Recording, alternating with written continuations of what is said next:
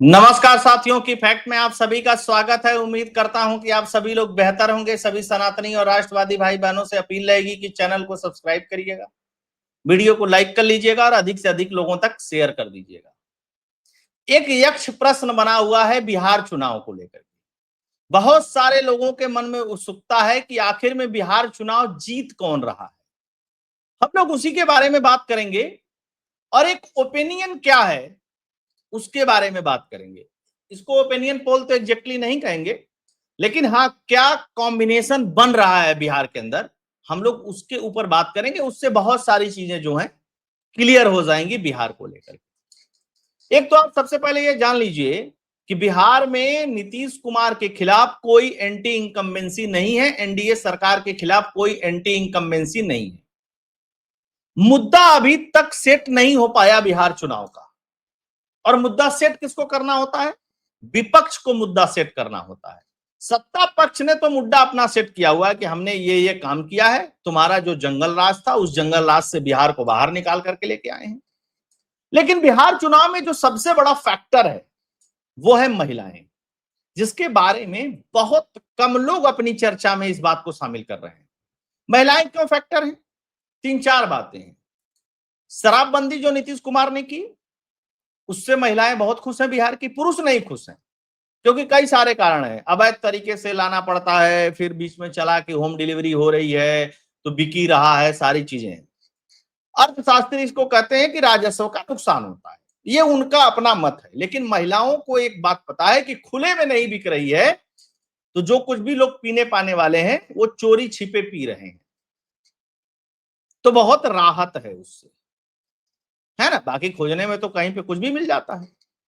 दूसरा फैक्टर यह है कि जो महिलाओं को स्वावलंबी बनने के लिए पहली बार में ही हर महिला के खाते में, यानी 75 लाख महिला के खाते में 10-10 हजार रुपया, फिर उसके बाद 50 लाख महिलाओं के बाद, और फिर 25 लाख महिलाओं के, यानी कुल अब तक 1.5 करोड़ महिलाओं के खाते में 10-10 हजार रुपया चला गया है स्वावलंबी बनने के लिए, कि उससे आप कुछ भी छोटा मोटा रोजगार करना चाहती हैं तो आप उससे कर सकती हैं।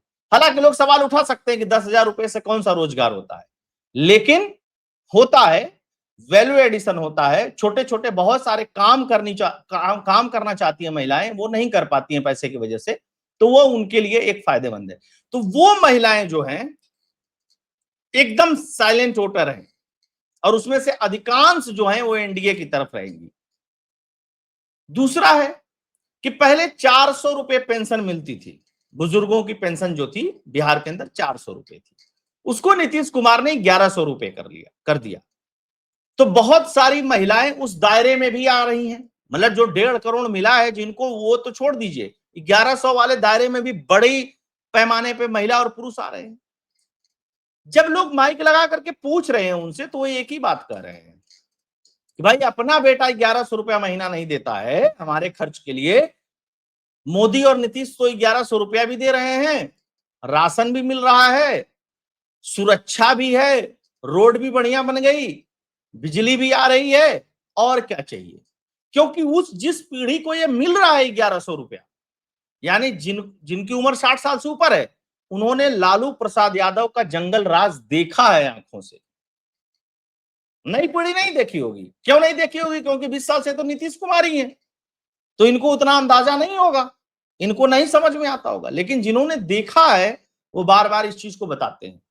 तो एक ये चीज। इसके अलावा बहुत सारी बच्चियों को स्कूल जाने के लिए पैसे, उनके फीस के लिए, इसके अलावा उनको साइकिल, और भारत सरकार की जो योजनाएं चल रही है वो सारी कुछ बिहार के लोगों को मिल रही है, चाहे वो 5,000 रुपए का बीमा हो, स्वास्थ्य का, सब कुछ।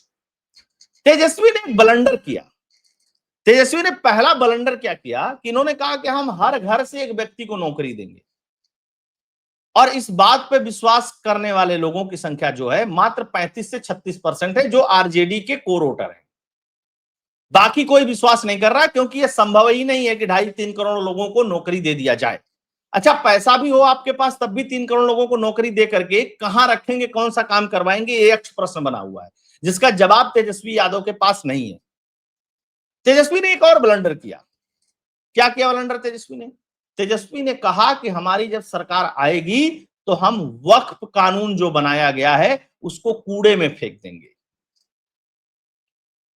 अब जनता ये कह रही है कि भाई तुम कूड़े में कैसे फेंक दोगे, सेंट्रल गवर्नमेंट का बना हुआ कानून है और ये लागू हो चुका है, इसको तुम कूड़े में नहीं फेंक दोगे। सुप्रीम कोर्ट में भी गया था मैटर, सुप्रीम कोर्ट से भी एक जजमेंट आया है, हो सकता है कि बड़ी बेंच के पास भविष्य में चला जाए। इससे जो हिंदू सेंटीमेंट है वो आहत हो गया। तेजस्वी को ये क्यों बोलना पड़ा, तेजस्वी को सेल्फ गोल क्यों करना पड़ा? क्योंकि तेजस्वी को लग रहा था कि जो मुस्लिम मतदाता हैं वो AIM MIM की तरफ जा रहे हैं और जनसुराज की तरफ जा रहे हैं। अगर उनको ये आश्वासन नहीं दिया गया, ये लॉलीपॉप वक्फ बोर्ड वाला नहीं दिया गया, तो फिर वो विश्वास नहीं करेंगे। और वहां से अगर 50% 40% की भी टूट हो जाती है तो आरजेडी का जो कोर वोटर है 36 से 38% के बीच में, पूरा महागठबंधन का जो कोर वोटर है वो उनके हाथ से निकल जाएगा। भाई इसी के लिए तो कांग्रेस को के साथ इतना बवाल हुआ कि मुस्लिम वोट बटे ना, और पता चल रहा है कि वो बंट रहा है। अच्छा, उसके बटने के पीछे का क्या रीजन था कि मुसलमानों ने कहा कि 18% हमारी जनसंख्या और तुमने हमारे समुदाय से किसी व्यक्ति को डिप्टी सीएम बनाने की बात नहीं कही। बाद में डैमेज कंट्रोल करते हुए कांग्रेस ने और आरजेडी ने कहा कि नहीं नहीं, हम कई ठो बनाएंगे, हम 4 डिप्टी सीएम बनाएंगे, हम कई बना सकते हैं। लेकिन सवाल फिर वही रह गया कि 13% वाले तेजस्वी यादव को सीएम बनना है, 2% वाले मुकेश सहनी को डिप्टी सीएम बनना है, तो 18% वाला मुसलमान कहां जाएगा? और ये बात कहीं ना कहीं मुसलमानों को स्ट्राइक भी की है काफी हद तक। बाकी जो किशनगंज वाला इलाका है, 3-4-5 जिला है, वहां पे 40-45 सीटों पर ओवैसी लड़ रहा है ओवैसी, तो जाहिर सी बात है कि वहां वोट कटना ही कटना है। तो ये है एक फैक्टर। दूसरा फैक्टर, प्रधानमंत्री नरेंद्र मोदी ने चुनाव आचार संहिता के बाद पहली ही रैली में एक बात कही। क्या कहा उन्होंने? कि लाइट जला लीजिए मोबाइल का। सबने मोबाइल का लाइट जला लिया और उन्होंने कहा कि जब मोबाइल में और सबके पास लाइट है तो फिर क्या लालटेन युग में जाने की जरूरत है? लोगों ने कहा नहीं। सामान्यतः लोगों को लगा होगा कि तो सामान्य चुनाव प्रचार है। नहीं भाई साहब, यह सीधे दिमाग पे स्ट्राइक करता है। और प्रधानमंत्री नरेंद्र मोदी और नीतीश कुमार, ये दोनों बिहार में इतने पॉपुलर हैं कि क्या ही कहना। अच्छा, दाव एक और चला मोदी जी ने। अभी तो छठ मैया के घाट पे जाएंगे ही जाएंगे। जब मैं वीडियो रिकॉर्ड कर रहा हूं तब की मैं बात कर रहा हूं, जब आप लोग देख रहे होंगे तो हो सकता है संभवतः चले भी गए हों। मोदी जी जो है इस बार ट्रेनों में बहुत अच्छी व्यवस्था करवा दी है। हुई होगी कहीं कहीं असुविधा हुई होगी, क्योंकि बहुत बड़ी संख्या में लोग बिहार जाते हैं छठ मैया का छठ पर्व मनाने के लिए, छठ मैया का पूजन करने के लिए। आपने एक वीडियो देखा होगा, दिल्ली रेलवे स्टेशन पे छठ गीत बज रहे थे, अच्छी व्यवस्था थी। जिनको ट्रेन पकड़ना था उनका भी बढ़िया स्वागत किया जा रहा था, साफ सुथरी व्यवस्था थी, सारी चीजें थी। वो सब देख करके ना कहीं बिहार के जो अंतर मन को छूने की कोशिश की प्रधानमंत्री नरेंद्र मोदी ने, वह लाजवाब था। दिल्ली में बड़ी मात्रा में बिहार के लोग रहते हैं, बड़ी मात्रा में, तो छठ पूजा भी बड़ी मात्रा में होती है। केजरीवाल ने जो कांड किया पिछले 10-12 साल, उसके बारे में किसी को बताने की जरूरत नहीं। मैं यह तो नहीं कहता कि यमुना पूरी तरीके से क्लीन हो गई, लेकिन भाजपा सरकार की कोशिशें दिखती हैं कि कम से कम वो जो गाज की तरीके से, फॉग की तरीके से हो जाता था छठ पूजा के समय पे, वो नहीं होगा। घाटों पे व्यवस्था है। सीएम रेखा गुप्ता लगातार विजिट कर रही हैं, मनोज तिवारी ने विजिट किया है, बीजेपी के सारे मंत्री विजिट कर रहे हैं। हालांकि केजरीवाल गैंग जो है वो व्याकुल है, वो अपना मुद्दा उठा रही है। यह मैसेज भी डायरेक्ट जाएगा। और यही कारण है कि तेजस्वी यादव बौखला गए हैं। उनको समझ में नहीं आ रहा है कि मतलब मैं करूं तो क्या करूं। मुकेश सहनी प्रचार के लिए तेजस्वी यादव को बुला रहे हैं, तेजस्वी यादव जा नहीं रहे हैं। अच्छा, अब आते हैं मेन मुद्दे पे।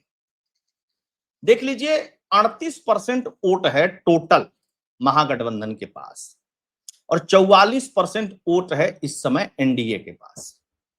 अंतर ये 6% का साफ साफ दिखाई दे रहा है। 2020 का चुनाव याद करिए और 2025 का चुनाव याद करिए। 2020 के चुनाव में उपेंद्र कुशवाहा और चिराग पासवान अलग लड़े थे और मैक्सिमम सीटों पे ये लोग 10,000, 15,000, 20,000, 8,000, 40,000 तक वोट पाए थे। है? वो भी अब इनके साथ जुड़ गए हैं। तो जब ये वो भी आकर के इनके साथ जुड़ गए, हालांकि मुकेश सहनी थे तब इधर, लेकिन मुकेश सहनी उधर चले गए। तो मान लीजिए मुकेश सहनी उधर चले गए हैं, तो उसकी भरपाई उपेंद्र कुशवाहा कर देंगे, मान करके चलते हैं हम। अगर चलिए उनकी भरपाई उपेंद्र कुशवाहा नहीं करेंगे, तो कम से कम उनकी भरपाई चिराग पासवान तो कर ही देंगे, तो उपेंद्र कुशवाहा एडिशनल हो जाएंगे।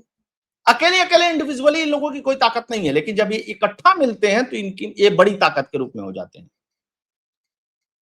आनंद फानन में तेजस्वी को सीएम पद की घोषणा करानी पड़ी। अब कांग्रेसी नाराज है कि हमने इतना कुछ किया, इतना कुछ करने के बाद हमें क्या मिला।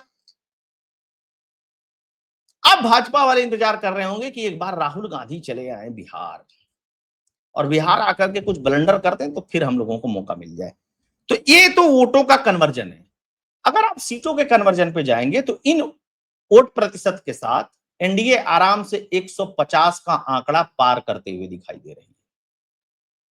जन सुराज की बहुत स्थिति अच्छी नहीं है, वो 5%, 8%, 7%, 6% जो भी वोट पा जाए, 10% तक से ऊपर जाते हुए जन सुराज वाले दिखाई नहीं दे रहे हैं। बाकी लोग भी 5-7% में निपट जाएंगे। बाकी जितने लोग और लड़ रहे हैं, चाहे तेज प्रताप हो, चाहे एआईएम एमआईएम हो, चूंकि एआईएम एमआईएम तो 40-42 सीटों पे लड़ ही रही है, और उसमें से भी उसका जो प्रभाव है एक्चुअल वो 8 से 10 सीटों पे, बाकी जगह तो वो सिर्फ लड़ रहे हैं। तो ये एक कॉम्बिनेशन बन रहा है। तो ये नहीं है कि वोट कटेंगे नहीं उधर, अगर इधर भी कट रहे हैं, जन सुराज काट रहा है, तो उधर एआईएम एमआईएम काट रहा है, तो बात लगभग लगभग बराबरी किया करके छूटेगी। कटने वाला कोई फैक्टर नहीं है। सेटल्ड वोटर जो है, मैं उनकी बात कर रहा हूं, तो सेटल्ड वोटर 38% और 44%, और ये जो 6% का गैप है, ये सीटों में लगभग लगभग डबल का गैप कर देगा अंत में जाते जाते। तो अभी एनडीए को अपर हैंड है। एग्जैक्ट कितनी सीटें जीतेगी ये मुझे नहीं पता, लेकिन मुझे ऐसा लगता है कि एनडीए बिहार के अंदर सरकार बनाने फिर से जा रही है और बहुमत मिलेगा। आप लोगों का इस पे क्या विचार है, उसके बारे में जरूर बताइएगा। एक चीज और मैं बता दूं जो बहुत महत्वपूर्ण है बिहार चुनाव को लेकर, दोहरा देता हूं उस बात को। महिलाएं एक बड़ा फैक्टर है जिसके ऊपर अभी तक कोई एनालिसिस नहीं कर रहा है बिहार चुनाव में। जिस तरीके से मध्य प्रदेश के चुनाव में महिलाएं सबसे बड़ा फैक्टर थी और तमाम सर्वे कह रहे थे कि नहीं वहां कांग्रेस जीत रही है, उसी तरीके से बिहार में भी होने जा रहा है। और महिलाएं कूद फाद वाली वोटर नहीं होती हैं कि आज यहां दे दिया कल वहां दे दिया। जिसके लिए दिमाग बना लिया उसको वोट दे देंगी। आरजेडी के वोटर महिलाएं जो हैं वह भी इधर वोट दे देंगी क्योंकि उनको डायरेक्ट बेनिफिट मिल रहा है। दोस्तों, आप लोगों से आग्रह रहेगा कि वीडियो को शेयर करने के साथ साथ अगर आप डोनेट और कंट्रीब्यूट करना चाहते हैं तो उसके लिए फोन पे, पेटीएम का नंबर स्क्रीन पे दिया हुआ है। बहुत बहुत धन्यवाद। जय हिंद, जय भारत, जय श्री राम।